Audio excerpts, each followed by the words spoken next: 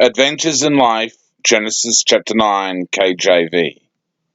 God blessed Noah and his sons, and said to them, Be fruitful and multiply, and fill the earth. The fear and dread of you shall rest on every animal of the earth, and on every bird of the air, and everything that creeps on the ground, and all the fish of the sea. Into your hands they are delivered. Every moving thing that lives shall be food for you, and just as I gave you the green plants, I give you everything. Only you shall not eat flesh with its life, that is, its blood. For your own lifeblood will surely require reckoning. From every animal I require it, and from human beings, each one for the blood of another will require reckoning for human life. Whoever sheds the blood of human, by human shall that person's blood be shed. For in his own image God made humankind. And you be fruitful and multiply, bound of the earth, and multiply in it. Then God said to Noah and to his sons with him, As for me, I am established my covenant with you, and your descendants after you, and with every living creature that is with you, the birds, the domestic animals, and every animal of the earth with you, as many as came out of the ark. I establish my covenant with you, that never again shall all flesh be cut off by the waters of a flood, and never again shall be a flood to destroy the earth. God said, This is the sign of a covenant that I make between me and you, and every living creature that is with you for all future generations. I have sent my bow in the clouds, and it shall be a sign of a covenant between me and the earth. When I bring clouds over the earth, and the bow is seen of the clouds, I remember my covenant that is between me and you, and every living creature of all flesh, and the waters shall never again become a flood to destroy all flesh. When the bow is in the clouds, I'll sit and remember the everlasting covenant between God and every living creature of all flesh that is on the earth. God said to Noah, This is a sign of the covenant that I have established between me and all flesh that is on the earth. The sons of Noah went out of the ark with Shem, Ham, and Japheth. Ham was the father of Canaan. These three were the sons of Noah, and from these the whole earth was peopled.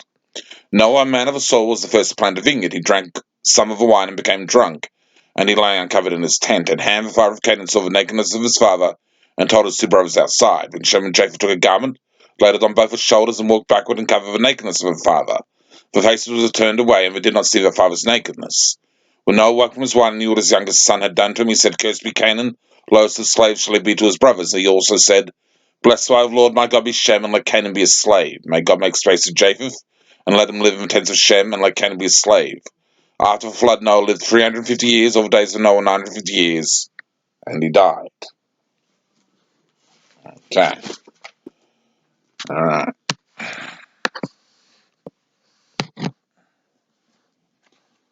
Okay.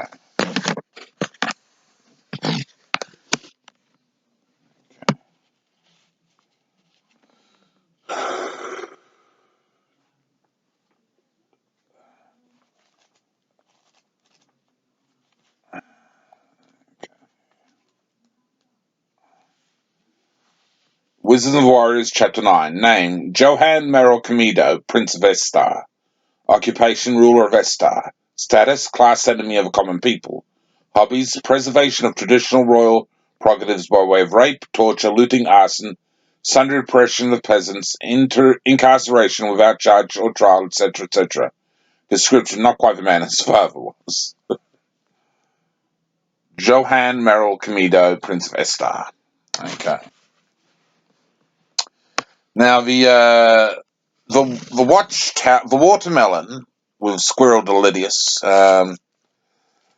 interacts with the Doomsayers, and Ola Milan has a flexible sense of morality, in a sense. Not overtly religious people. People from the world of the Chronicles of an Age of Darkness. Some have probably moral constraints, and there's the Watchtower Watermelon are religious sort of ideas which are sort of entering into Ola Milan. But the general populace is just whatever needs to be done to get the job done and living your life and getting through the day. That's something of the prevailing philosophy in Ola Milan. You do what needs to be done, and if someone loses a leg along the way, such is life, I suppose. But there is a concept with the Doomsayers that Earth exists in a connected sort of reality, and the universe, the overall universe, which is connected by the nexus and things like that, and the manipulators of probability.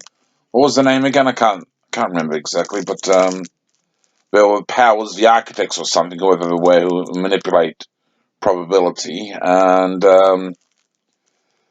Earth is connected in the overall scheme of things, and in the fan fiction world of Olam stuff, the God exists as the creator of these controllers, or whoever they are, who control and manipulate probability. He is their ultimate creator. And they probably might not even be aware of God, but he got his will done with these beings. This is not Hugh Cook's plot that I'm aware of, but it is my plot. So, the Doomsayers judge life. They make judgments, and part of the doctrine of the Doomsayers is that they sometimes share cultural knowledge and religious knowledge and legal sort of knowledge, because they're legalists, legal sort of knowledge from other cultures in existence throughout the universe. And Genesis 9 is potentially shared with Squirrel, Dalydius, in conversation.